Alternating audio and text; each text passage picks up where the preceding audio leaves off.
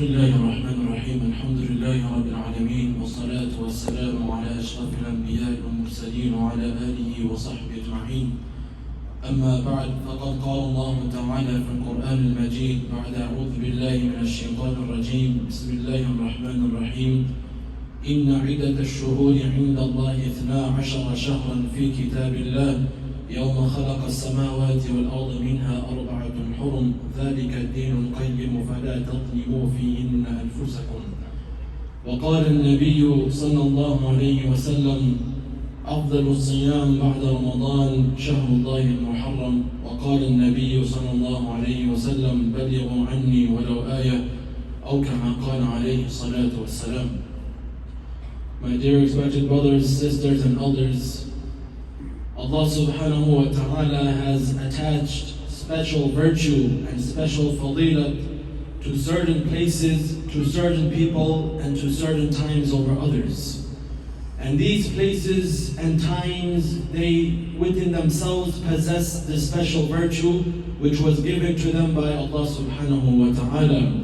There is no external factor involved here. This is the system of Allah subhanahu wa ta'ala.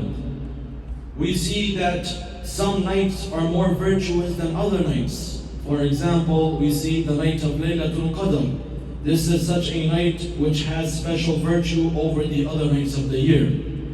Then we have certain days which are more virtuous than other days of the year. For example, the first 10 days of the month of Dhul Hijjah.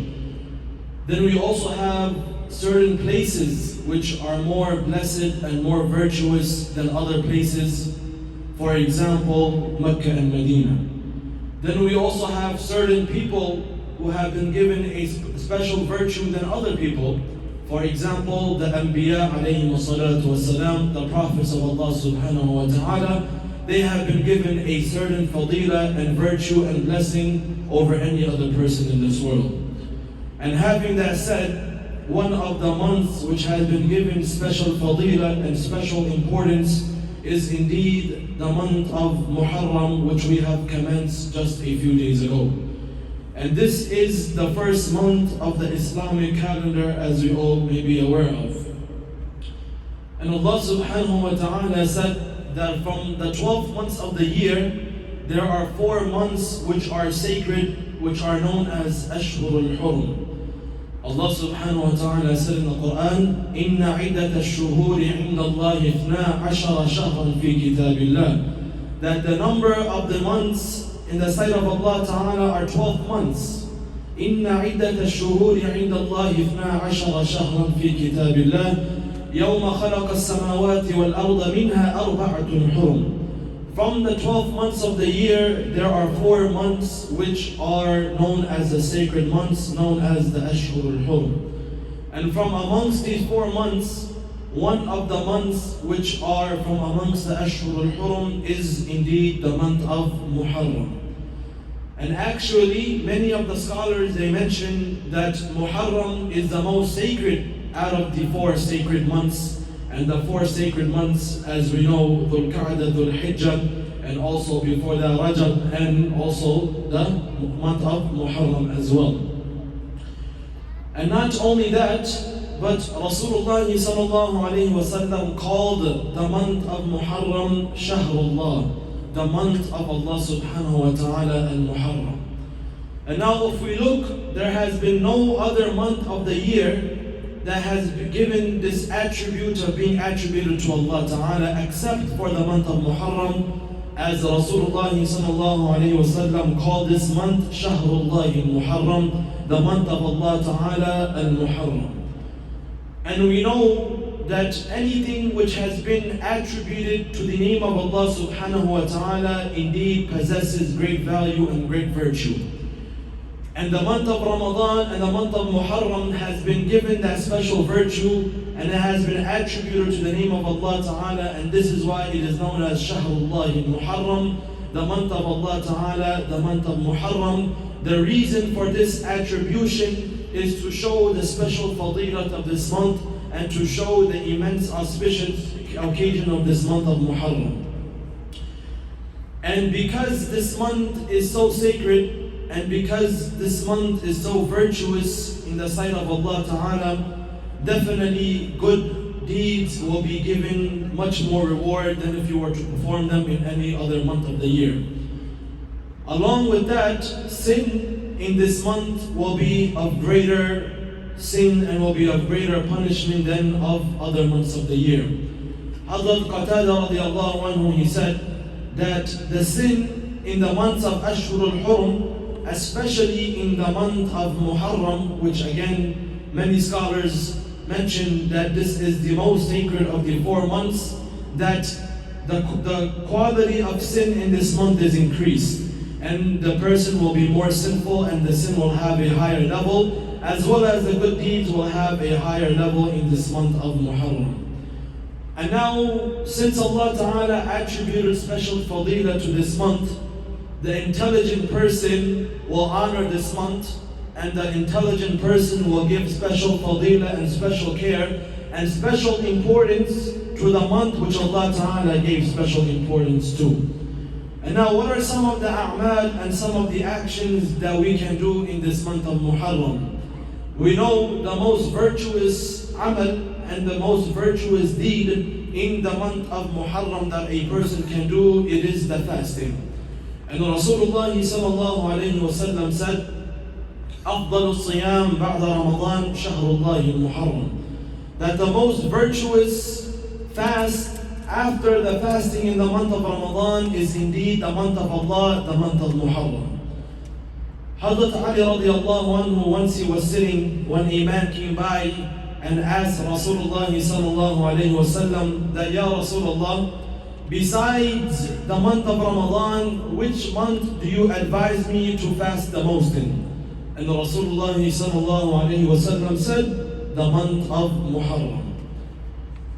And what makes this month so great? What makes the fasting so virtuous in this month? It is indeed one great day in this month of Muharram, which is the 10th of Muharram, the day of Ashura, which is known as the 10th of Muharram. And before the fasting on the day of Ashura, which is Friday tomorrow, the fasting on this day before used to be obligatory and used to be wajib and used to be mandatory. And when the fasting of Ramadan came and the fasting of Ramadan became necessary and obligatory, then the fasting of the 10th of Muharram, the day of Ashura, became a great sunnah of Rasulullah sallallahu alayhi wa sallam. And then Rasulullah sallallahu alayhi wa sallam said about the day of Ashura that man sama samahu wa man sha'a samahu wa man sha'a tarakahu. That whoever wants, he can fast on this day, and whoever he wants, he should not want to fast on this day as well. In other words, the obligation of fasting on the 10th of Muharram has become abrogated by the fasting of the month of Ramadan. But just to show the importance of fasting on this day, that this day used to be mandatory for the Muslims to fast. So this in of itself shows the importance of fasting on the day of Ashura, the 10th of Muharram. This was a great sunnah of Rasulullah sallallahu alayhi wa sallam. And this day, the 10th of Muharram, the day of Ashura, is filled with Islamic history. And this is a day filled of history, and from amongst the incidents that took place on the 10th of Muharram, as some of the narration mentioned, this was a day where the ark and the ship of Nuh alayhi salam settled on Mount Judi, and the disbelievers along with the son of Nuh alayhi salam drowned, and the believers, they all were saved and protected by Allah Ta'ala. Now there are many more narrations that mention what happened on this day, but many of those narrations are not authentically proven. But what has been authentically proven and is a fact and known and agreed upon everyone is that this was the day in which Musa alayhi salam was saved from Fir'aun and the Pharaoh and his army.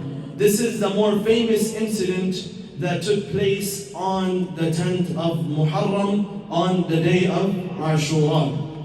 What happened was Rasulullah sallallahu alayhi wa sallam came to Medina, and he saw the Jews fasting on this day.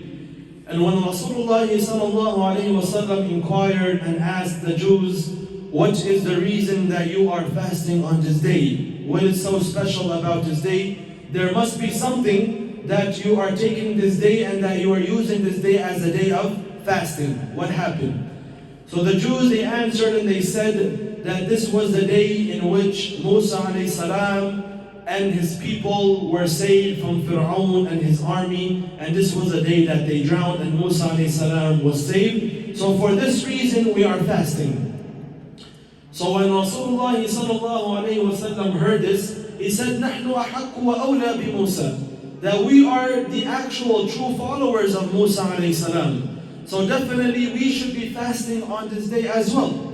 So from that time onwards, Rasulullah would fast on the 10th of Muharram, on the day of Ashura. And then Rasulullah mentioned that if I live till next year, then I will also add one day before or one day after, and I will fast 2 days instead of 1 day. For what reason? To differentiate from the Jews and from the non-believers. But it was the destiny and the qadr of Allah subhanahu wa ta'ala that Rasulullah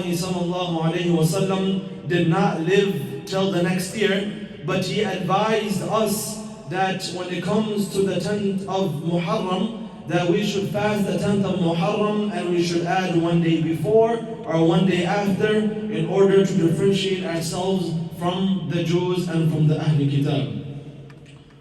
So this day of the 10th of Muharram is a day of commemorating Musa alayhi salam and the people and the believers at the time of Musa alayhi salam.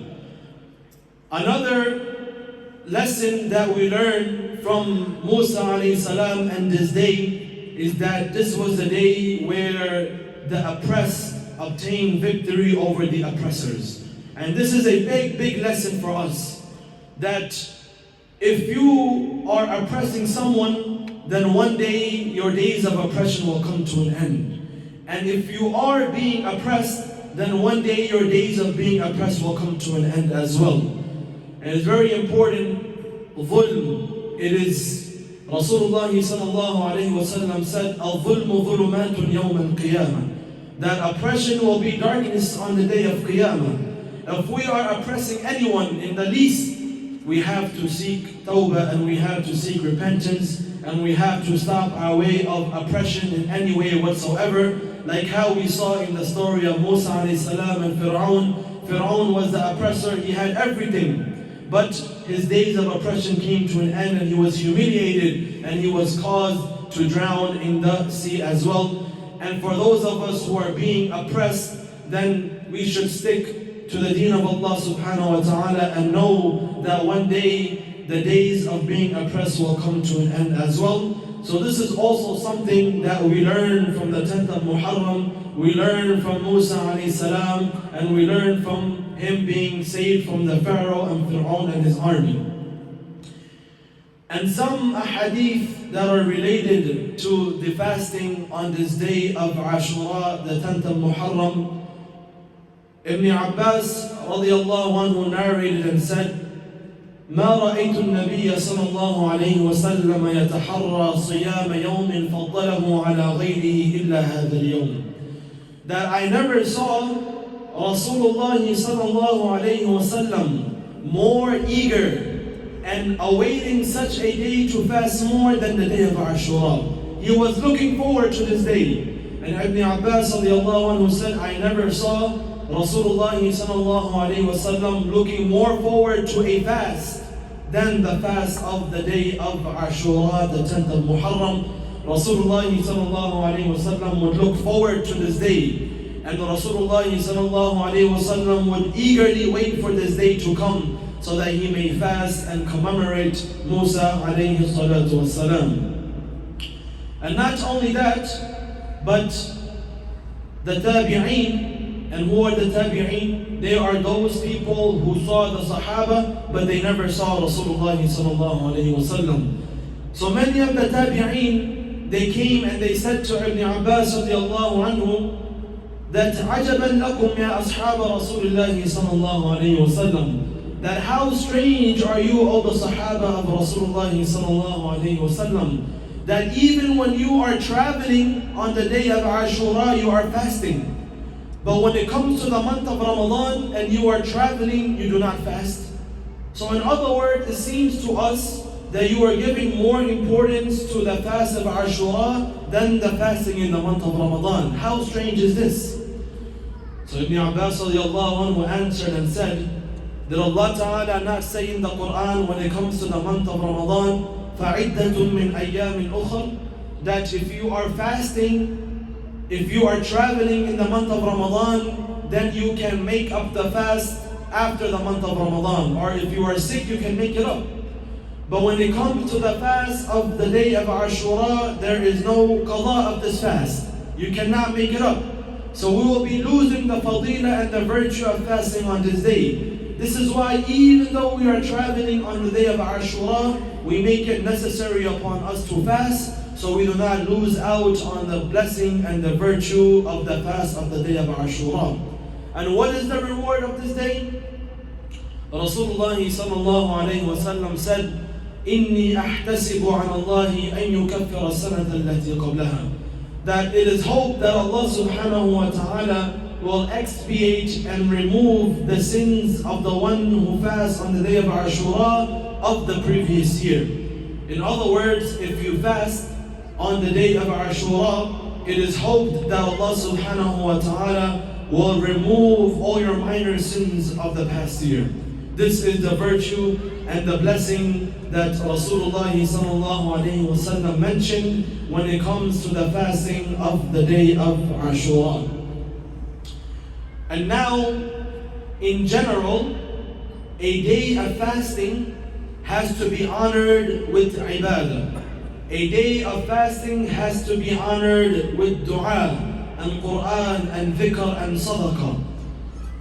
And this day of the 10th of Ashura is indeed a great day of ibadah. As we have mentioned the importance of fasting and the virtues of fasting on this day of Ashura, not only is this the day of fasting, but this is a day of shukr and gratitude to Allah Ta'ala, and it is a day of ibadah and sadaqah and spending on one's family.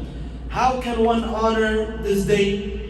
Rasulullah sallallahu alayhi wa sallam mentioned in the hadith in which the authenticity of this hadith has been disputed amongst the scholars of hadith, but nevertheless you can take this for fadila. Rasulullah sallallahu alayhi wa sallam said, من وسع على عياله يوم عاشوراء وسع الله عليه سائر سنته, that the one who spends freely on his family on the day of Ashura, then Allah Ta'ala will spend upon him the entire year. In other words, Allah Ta'ala will bless him the entire year when it comes to his wealth, and not only spending on your family, but spending upon the poor and giving sadaqah to the poor and spending in the path of Allah Ta'ala.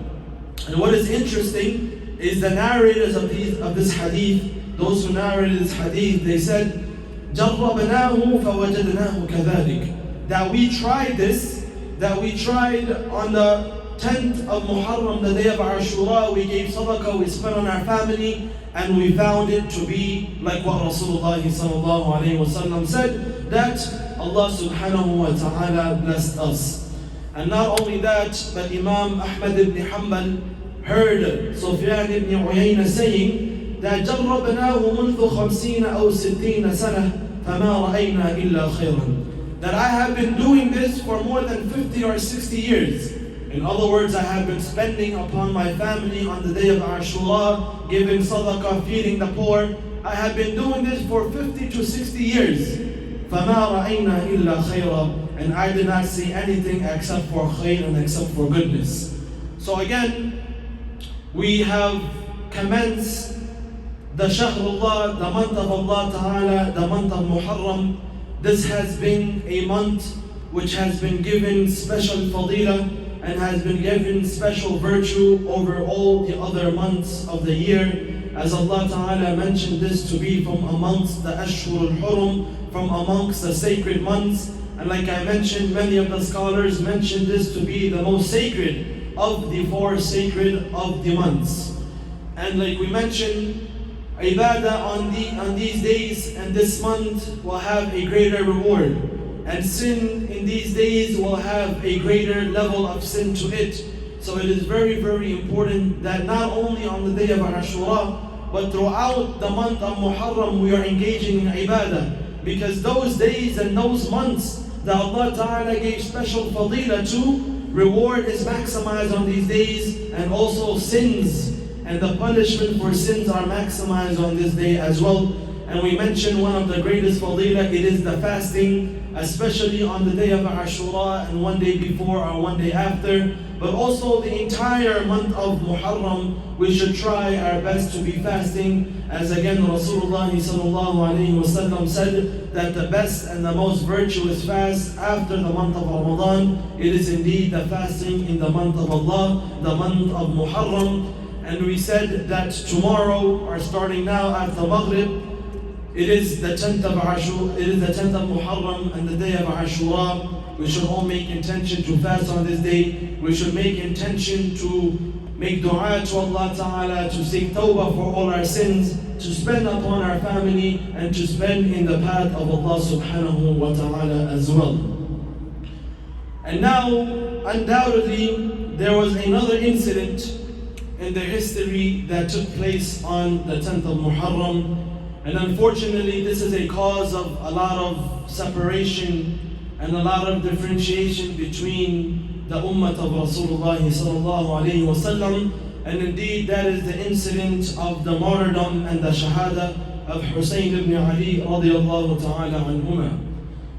Now, it is very important that we educate ourselves what is the proper belief of the Ahlul Sunnah wal Jama'ah when it comes to the martyrdom of Hussain radiallahu anhu. We have many things going on in these days, especially on the 10th of Muharram, which our children are seeing, which our children are hearing of. So it is important that we educate ourselves what is the reality, what is the truth behind this day.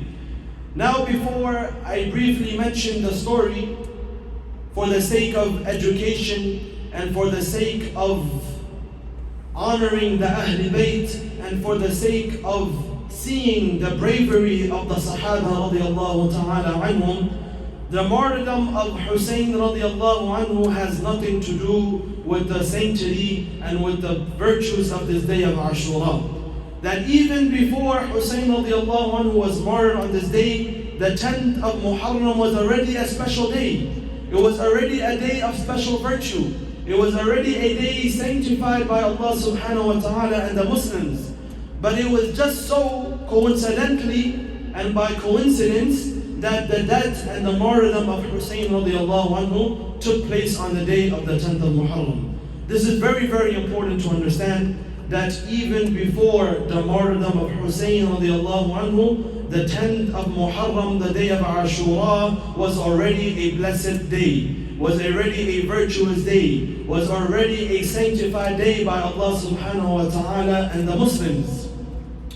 And this incident took place about 4 to 5 decades after the demise of Rasulullah sallallahu alayhi wa sallam. So from the time of Rasulullah sallallahu alayhi wa sallam and decades after that, before it came to the martyrdom of Hussain radiallahu anhu, the day of Ashura was already a special day. And the martyrdom of Hussain radiallahu anhu does not have to do anything when it comes to the blessing of this day, but it just so coincidentally happened that the martyrdom of Hussain ibn Ali radiallahu ta'ala anhuma took place on this day. And yes, we are saddened and grieved by what happened to Hussain radiallahu anhu on this day. And it hurts the hearts of the Muslims when we hear this story. And it brings tears to the eyes of the believers when we narrate and we hear and we mention about the story of Hussain radiallahu anhu. And this was a very tragic incident that took place in Islamic history. And it is important we educate ourselves as to what happened. Briefly, I will mention the story because there are different narrations that come from the different sects that we find, namely from the Shi'as, known as Shi'atu Ali, which we will get into. So it is very important that these things that we are seeing around us, we do not get fed the wrong knowledge. So the intention of mentioning this story, it is to increase our love for the Ahlul Bayt. The intention of mentioning this is to learn and to educate ourselves of one of the greatest incidents that took place in Islamic history. The intention of mentioning this is so that we make dua for Hussain radiallahu anhu as well as the family of Ahlul Bayt. Now before going on as to what truly happened, we have to mention that indeed the Ahlul Bayt, the family of Rasulullah sallallahu alayhi wa sallam, are very beloved to the Ahlul Sunnah wal Jama'ah.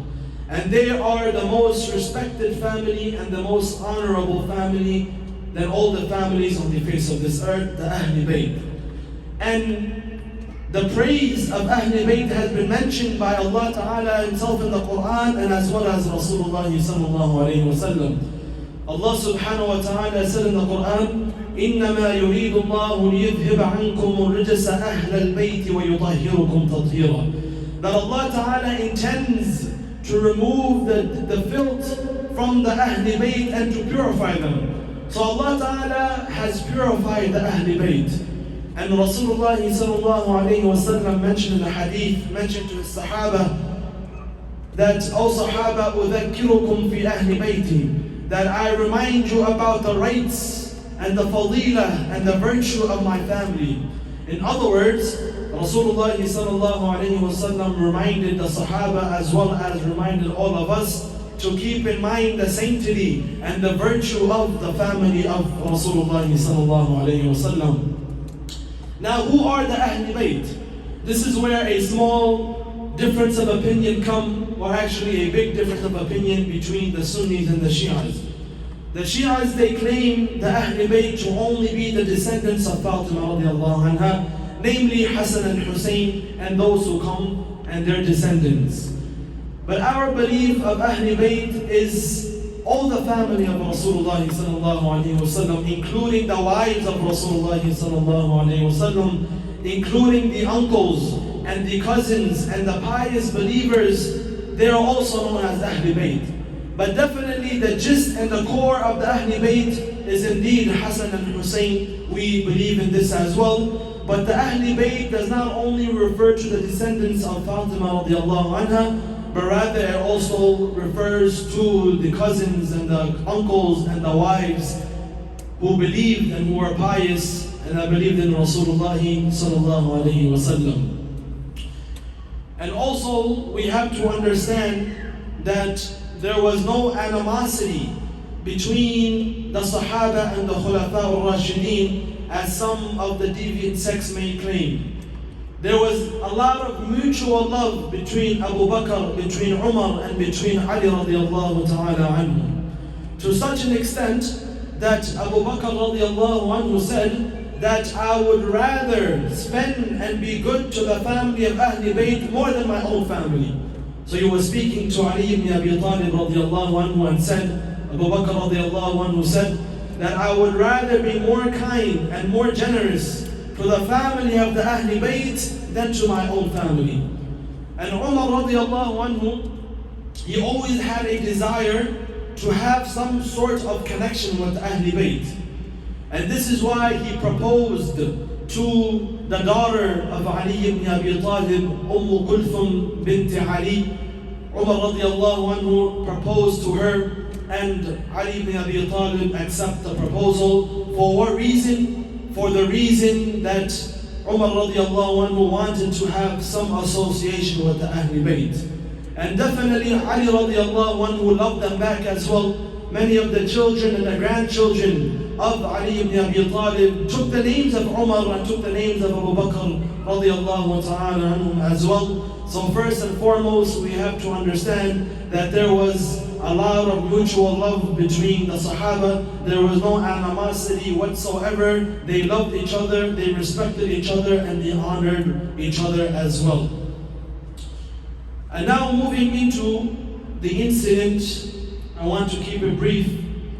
This story can take hours and different sessions to explain the actual gist and full details. But to briefly mention the story, many of us we might not be aware of, or we know a little bit of, or we have been told the wrong interpretation. So very important we educate ourselves on one of the greatest incidents in the history of Islam. So this started after the assassination of Ali ibn Abi Talib radiallahu anhu. And we know that in the 37th year of Hijri, Ali ibn Abi Talib migrated his caliphate to Kufa, Iraq. And he was there assassinated by the Khawarij and the people of Kufa.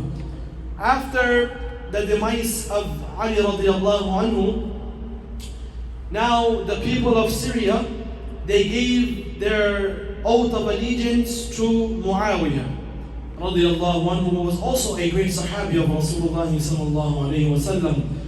And the people of Kufa, they gave their pledge of allegiance to Hassan radiallahu anhu, who was the son of Ali ibn Abi Talib. And now for the first time in Islamic history, we have two people who have been given the pledge of allegiance to take the bay'ah and to be the next Khalifa and to be the next Caliph of the Islamic Ummah. This was the first time this ever happened in the history of Islam. So there was great conflict, and the people of Syria accepted Muawiyah, the people of Kufa accepted Hassan radiallahu anhu, and for 6 months Hassan radiallahu anhu was the Caliph. And when they were about to go into war, Hassan radiallahu anhu, he resigned. And he said, you know what? The Ummah has already suffered. I will not cause more suffering. I resign. And he calmed the people of Kufa. He calmed down the people of Hijaz. He calmed down his brother Hussain radiallahu anhu and said, no worries, it is okay. And everyone gave their bay'ah to Muawiyah radiallahu anhu. And for about 20 years, Muawiyah radiallahu anhu was the Khalifa of the Muslim Ummah. And this caused a lot of pain to the people of Kufa, and also Hussain radiallahu anhu didn't accept this decision as well. But out of respect for his elder brother, he did not do anything, and everyone calmed down, and the allegiance and the Khalifa and the bay'ah was given to Muawiyah radiallahu anhu. Now, when Muawiyah radiallahu anhu was passing away, he made his son his successor. And he told the people to take bay'ah at the hands of his son, Yazid ibn Muawiyah. And Yazid ibn Muawiyah is a very controversial figure, which we will not get into. There's no need to get into that. So now the Umayyads, the people of Syria, they took Yazid ibn Muawiyah to be their Khalifa. And now the people of Hijaz, the people of Mecca and Medina, there were still a lot of great Sahaba who were alive at the time.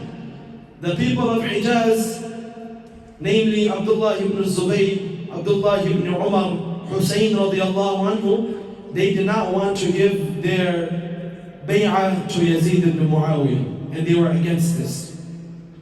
So the people of Kufa, the people of Hijaz, they were on one side, and the Umayyads, the people of Syria, they were on the other side. And now Hussain radiallahu anhu, we went to Mecca. And in the meantime, the people of Kufa, they heard this and they became very happy. And they said, now we can finally get our revenge on the Umayyads. Hassan radiallahu anhu was supposed to be the Khalifa after Ali ibn Abi Talib. It should have remained in this lineage of the Ahl Bayt, but it went to Muawiyah, but we accepted. Now we are happy that Hussain radiallahu anhu is not giving the bay'ah to Yazid ibn Muawiyah. So the people of Kufa, they became very happy. And what did they do? They sent letters upon letters. They sent delegations upon delegations. And they told Hussain radiallahu anhu, come to Kufa, and we will be your supporters against the Umayyads. That we will support you and we will give our bay'ah and our oath of allegiance to you, O Hussain. It was narrated in the books that around 60 letters would come per day. And delegations of the most noble men of Kufa would come to Hussain radiallahu anhu and affirm to him that, come, we are your army, we are your supporters, we will be behind you, and we will go and stand against the Umayyads who are trying to make the caliphate from a shura, and they're going to make it from generation to generation. So now Hussain radiallahu anhu is receiving these letters and receiving and hearing from these delegations that are coming from Kufa. So this enticed Hussain radiallahu anhu. So what he did, Hussain radiallahu anhu, again the reason why he didn't take the oath to Yazid ibn Muawiyah was to stand against the tyranny. And because Yazid ibn Muawiyah was not a great man, was not a great person who feared Allah Ta'ala. And there were still a lot of rightful people to be the ruler of the Islamic Ummah, Sahaba, who saw Rasulullah sallallahu alayhi wa sallam. And it is the consensus of the Ummah that Yazid ibn Muawiyah was not a Sahabi. So there were a lot more rightful candidates for the job to be the rightly guided Khalifa for the Muslim Ummah. Nevertheless, Hussain radiallahu anhu, after receiving all these letters and delegation, he sent his cousin, Muslim ibn Aqil, and he sent his cousin to Kufa to see what is going on. That all these people of Kufa, they are sending me letters, they are coming delegation upon delegation. What is going on? Go check it out for yourself, and then send me a letter and let me know what's going on. So when Muslim ibn Aqil, again, the cousin of Hussain radiallahu anhu, he went to Kufa. And now when he went to Kufa, the people of Kufa became very happy. And it was mentioned around 12 or 18,000 men. They came and they rejoiced and they welcomed Muslim ibn Aqil. And remember, 12 to 18,000 is just those who came behind. Every man is 10, 20 more people. So a large number of people, they came to support Muslim ibn Aqil. In other words, to support Hussain radiallahu anhu. So when Muslim ibn Aqil, he saw this, he said, wow, 12,000, 18,000 supporters we have here. Quickly he penned a letter, and he wrote a letter and he sent it back to Mecca, where Hussain radiallahu anhu was, and said, oh Hussain, the people of Kufa are ready to take your side. They are ready to be your supporters. Everything is good. There's about 12 to 18,000 people here. There's no problem, you can come. And Hussain radiallahu anhu received this letter. Now, in the meantime, when Muslim ibn Aqil went to Kufa to sort of say scout the area and to see if the people of Kufa were actually sincere in their claim, Yazid ibn Muawiyah heard about this while he was in Syria. The news reached him. So Yazid ibn Muawiyah, he sent a governor, a cruel governor, by the name of Ubaydullah ibn Ziyad. And this was perhaps one of the worst decisions to happen in the history of Islam. Ubaydullah ibn Ziyad was a very cruel man. And he was a young man, passionate, had a lot of energy. The books mention he was about 28 years old. Now he was sent to be the governor of Kufa by Yazid ibn Muawiyah. The previous governor was Nu'man ibn Bashir, a mediocre man, a man who did not care and he was just doing his thing. So now Yazid ibn Muawiyah sent this man, Ubaydullah ibn Ziyad, to be the governor of Kufa. And Ubaydullah ibn Ziyad was a strong follower of Yazid ibn Muawiyah. And he would do anything to get his ranks higher up. So now the first job of Ubaydullah ibn Ziyad, the new governor of Kufa, was to find out where is Muslim ibn Aqil and what is he doing. Because they obviously knew that the people of Kufa were writing to Hussain radiallahu anhu, and that Hussain radiallahu anhu sent Muslim ibn Aqil to scout the area. So now Ubaydullah ibn Ziyad and around 17 men, they came to Kufa, and he had a lot of spies and he was going to find Muslim ibn Aqil. And these spies, they were going around and they came to know that Muslim ibn Aqil was indeed camping out and he was being hosted by a man named Haye ibn Urwa. And Haye ibn Urwa was a very noble man. You can say in the terms, he was like a senator of Kufa in Iraq. So now they found out that Muslim ibn Aqil is being hosted by Haye ibn Urwa. So Ubaydullah ibn Ziyad sends a group of people to surround the house of Haye ibn Urwa, and they find that Muslim ibn Aqil is not there. And they found Haye ibn Urwa and they imprison him and they take him back to the kingdom and the palace of Ubaydullah ibn Ziyad. Now when Muslim ibn Aqil heard this and he saw this, now he went to his supporters, the so-called 12 to 18,000 supporters, and told them that, look, now I need your help. Haye ibn Urwa, one of our men, Ubaydullah ibn Ziyad, captured him. So we're going to go tomorrow with all of us, we're going to stand outside his palace and we're going to demand for them to give us back Haye ibn Urwa, otherwise we will fight and we will kill Abdullah ibn Ziyad. From the 12,000 people, 4,000 people came, which is still a good number. So after Fajr, they went out to the palace of Ubaydullah ibn Ziyad. And Ubaydullah ibn Ziyad, he was a smart man and he saw this. So he would send people to trick the people of Kufa, and he would send their parents and make their kids run away and give them some bribe. And by the time of Asr, it went from 4,000 to 400. When Muslim ibn Aqil prayed Maghrib outside the palace and the headquarters of Ubaydullah ibn Ziyad, the number of people came to 30. From 4,000 to 400 to 30. After, when it came to the darkness of the night, the number went to as low as 10. Later on, throughout the night, Muslim ibn Aqil found himself to be all alone. No supporters. Those 12,000 men of Kufa who claimed to be the supporters of Muslim ibn Aqil and Hussain radiallahu anhu, all vanished by a small bribery from Ubaydullah ibn Ziyad, the new governor of Kufa. Now Muslim ibn Aqil found himself to be all alone, stranded in the land of Kufa. So he went to beg on someone's door, and it was an old woman. And Muslim ibn Aqil told her his story, and that he is from the family of Rasulullah sallallahu alayhi wasallam, and mentioned to her the story. And she became very happy, and she said, I have one of the members of the Ahli Bayt of Rasulullah in my house. And she was so excited, and she couldn't wait for her son to come so she can give him the news as well. So the son came, and the old woman told the son that this is Muslim ibn Aqil from amongst Ahlul Bayt. His people abandoned him. But the son, he knew what was going on. And he knew if he snitched on him, he will get some money from Ubaydullah ibn Ziyad. So the next morning, the son of this old woman made an excuse, I am going to the masjid, whatever. But actually he was going to Ubaydullah ibn Ziyad and told him that this man you are looking for, it is in my house, he's in my house. The next morning,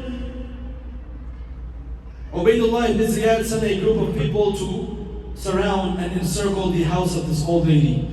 And then, obviously, Muslim ibn Aqil did not want this lady to be harmed, so Muslim ibn Aqil came out, and then they took him and they beat him, and on the 9th of Dhul Hijjah, they assassinated him and they killed him as well. Now before he passed away, Muslim ibn Aqil, when he saw that the people of Kufa, they abandoned him, he penned a letter and he wrote a letter to Hussain radiallahu anhu, do not come. The people of Kufa are tricking you, they are deceiving you, do not come. And we know he was in Kufa and Hussain radiallahu anhu was in Mecca. And for a letter to reach, it would take at least 3 weeks. So by the time the letter would reach, Hussain radiallahu anhu was already preparing to go for Kufa. So unfortunately, the letter did not reach him. And before Hussain radiallahu anhu went to go, because remember he got that letter from Muslim ibn Aqil saying, come, we have 18,000 men, they are ready to support you. Before he made his preparation his way out to Kufa, the Kibar Sahaba, namely Abdullah ibn Abbas, told Hussain, do not go. These people will deceive you like how they deceived your father. Right? We know Ali ibn Abi Talib went to Kufa, the Khawarij, the people of Kufa deceived him as well. But Hussain radiallahu anhu said, I already made my decision. Abu Sa'id al-Khudri radiallahu anhu, don't go, or at least don't take your women. They will deceive you like how they deceived your father. Ibn Umar radiallahu anhu, who was the most senior of the Sahaba living at the time, told Hussain radiallahu anhu, don't go. These people will deceive you. But again, Hussain radiallahu anhu made an emotional decision and said, perhaps this time it will be different. Let me go and let me see. Now Hussain radiallahu anhu, along with 72 people from the Ahl Bayt, men, women, children, they all went to Kufa. Now when they came to Kufa, a man by the name of Abu al-Ash'ath told them that Muslim ibn Aqil has been assassinated, Haye ibn Urwa has been assassinated, and those 12 to 18,000 so-called supporters have abandoned you.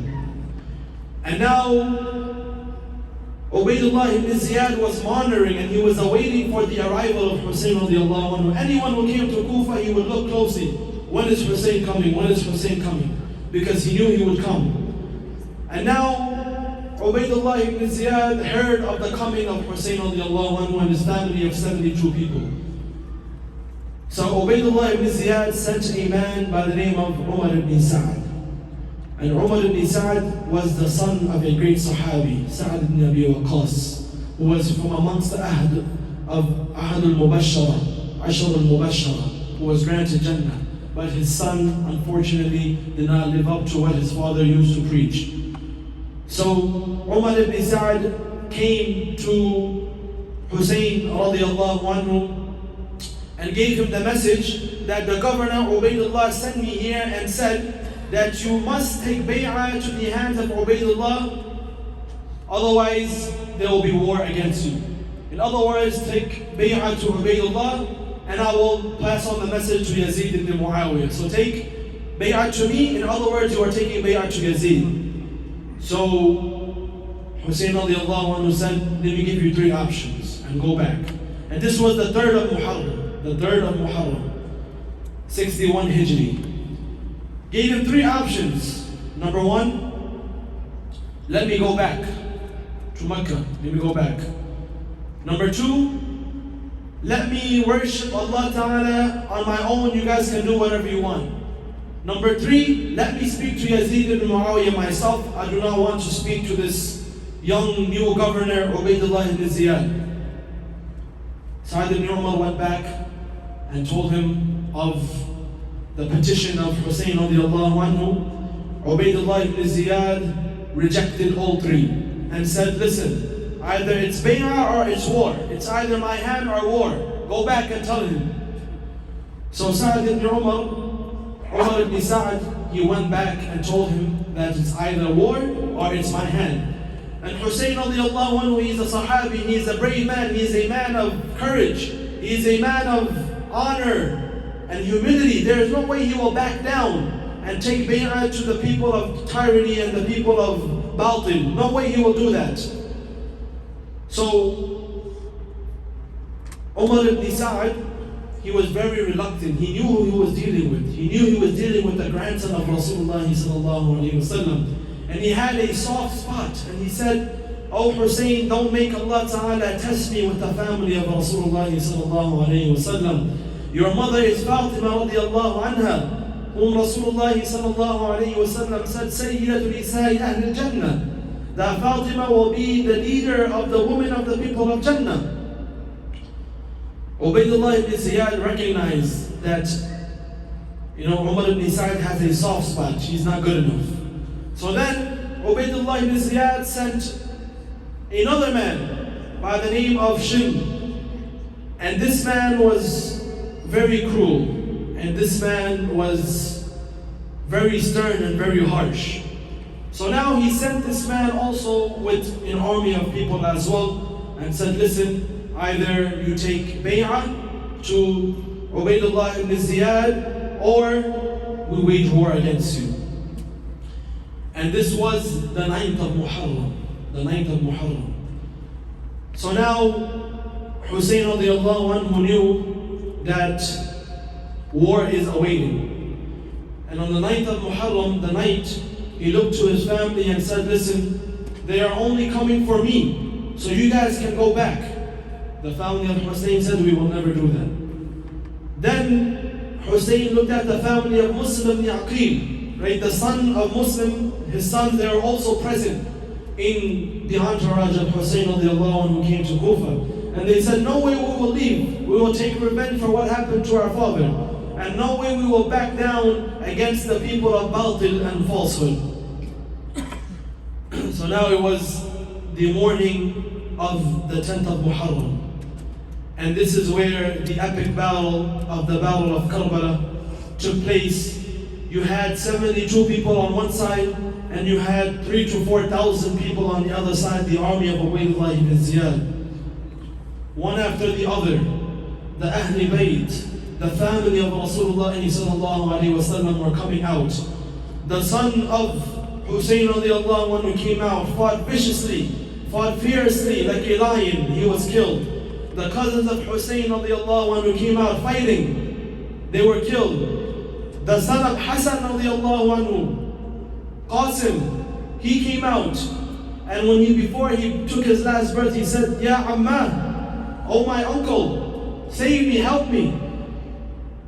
So Hussain radiallahu anhu said, unfortunately, oh my beloved son, although it was his nephew, called him his son, said, the enemy of your uncle are great in number, and unfortunately the supporters are less in number. I cannot do anything, but after today you will not need my help. And he passed away as well. And then one by one, the family of Hussain radiallahu anhu was being killed and martyred, one by one. And subhanallah, Hussain radiallahu anhu went back into his camp. You may be asking, why are they not killing Hussain? Because a lot of the people of Kufa, they were scared. Who is going to raise a sword against the grandson of Rasulullah sallallahu alayhi wasallam? They wanted to take a step back. They couldn't do it. Their hearts would not let them. They did not want to be the ones who took off and killed the grandson of Rasulullah sallallahu alayhi wasallam. So when Hussain radiallahu anhu went back into his camp and his tent, his son, his infant son, he took him and he embraced him and hugged him. And then there came an arrow that was shot by one of the Kufans and hit the neck of the son. And at this point, Hussain radiallahu anhu said and made dua, Allahumma sabbirna ala al-qada, Allahumma sabbirna ala al-qada, that, oh Allah, give us patience upon the decree and the destiny of Allah subhanahu wa ta'ala. That even at the time of such difficulty, his entire family is laying around dead in front of his eyes. Not just any type of death, a brutal death. His son, his children, the women are looking on, his wives and his children and his daughters, they are looking, right? Because they don't kill the women, they take them as prisoners. They are all looking on. And yet, Hussain radiallahu anhu is turning back to Allah subhanahu wa ta'ala. Now, Hussain radiallahu anhu comes out after pretty much his entire group of people have been killed and martyred, and he goes to a river. And remember, they deprived Hussain radiallahu anhu for 3 days of any drink because they've been seizing him. So they shot an arrow at Hussain radiallahu anhu by the water, and he fell down. And here, before they took the last sword and they martyred him, Hussain radiallahu anhu mentioned something to them and said, give me some water. How will you answer to my grandfather on the day of Qiyamah when he is by the Hawd Kawthar and you are asking him for some water? And this touched a lot of the hearts of the Kufans, and a lot of them stepped back. But remember that evil man that was sent by Ubaydullah, Shirm, he said, what are you waiting for? Finish him. That's it. We're done. No more negotiating, no more speaking, kill him. And two men, Shirm and also another man, they too came, and they were the ones who finally finished off Hussain radiallahu anhu, and they speared him and they used the arrow 60 times, and to such an extent that they beheaded the grandson of Hussain radiallahu anhu. And not only that, but which head was this? This was the head which Rasulullah sallallahu alayhi wasallam used to kiss. This was the head which would be lying on the chest and the lap of Rasulullah sallallahu alayhi wasallam. This is the head in which Rasulullah sallallahu alayhi wasallam said, Al-Hasan wal-Hussain sayyida shababi ahli al-Jannah. That Hassan and Hussain will be the leaders of the youth on the day of Qiyamah. This is the head in which Rasulullah sallallahu alayhi wasallam said, that Hassan and Hussain are my two flowers of this dunya. They used to play with each other. And here we are, the people of Kufa, they kill Hussain radiallahu anhu in such a gruesome way, in such a vicious and a violent way. And they took the head of Hussain radiallahu anhu and they put it on a plate and they gave it to Ubaydullah ibn Ziyad. And what happened, he was poking the head of the grandson of Rasulullah sallallahu alayhi wa sallam. And we know in the history the same thing happened to Ubaydullah ibn Ziyad as well. So this was the brief story of the Battle of Karbala and what happened to Hussain radiallahu anhu. Now we mentioned that there was Yazid ibn Muawiyah. And now what is our stance? And I'll end off there. What is the stance of the Muslims when it comes to Yazid ibn Muawiyah? Now all this took place in 6 to 7 days, from the 3rd of Muharram to the 10th of Muharram. And it was impossible for Yazid ibn Muawiyah to know what was going on. If a letter were to be sent from Kufa all the way to Syria, it would take at least 3 weeks. So Yazid ibn Muawiyah did not know that this was going on. And afterwards, when the news reached Yazid ibn Muawiyah, he was sad. That his only intention was that the people of Kufa, they turn away from Hussain and they take pledge and the bay'ah to Yazid ibn Muawiyah. He did not want Hussain radiallahu anhu to be killed. But we find that he did not give a punishment to the killers of Hussain radiallahu anhu. So our stance when it comes to Yazid ibn Muawiyah is that we see him as an evil person, but we say in general, أَلَا لَعْنَةُ اللَّهِ عَلَى الظَّالِمِينَ, that the la'na and the curse of Allah Ta'ala be upon the zalims, because we do not take by name. If he was from amongst the zalimeen, we say لَعْنَةُ اللَّهِ عَلَى الظَّالِمِينَ. And this is the stance that we take when it comes to Yazid ibn Muawiyah. So my dear respected brothers, sisters and others, we mention again going back the month of Muharram, the month of Allah Ta'ala, the day of Ashura, which is already started and commenced. We should be fasting on this day. We should be giving sadaqah. We should commemorate Musa alayhi salam, make dua. And just to understand of all the other things that are going on, we are saddened by the death of Hussain radiallahu anhu, but we believe that this day was already special before the martyrdom of Hussain radiallahu anhu. And whenever we hear this story, whether it may be on the 10th of Muharram, whether it may be any day throughout the year, we are saddened and we are grieved. But the sanctity of this day of Ashura was already way before this incident took place. So we ask Allah Ta'ala to give us the ability and the tawfiq, like the poem has been said. وآخر دعوانا الحمد لله رب العالمين جزاكم الله خيرا.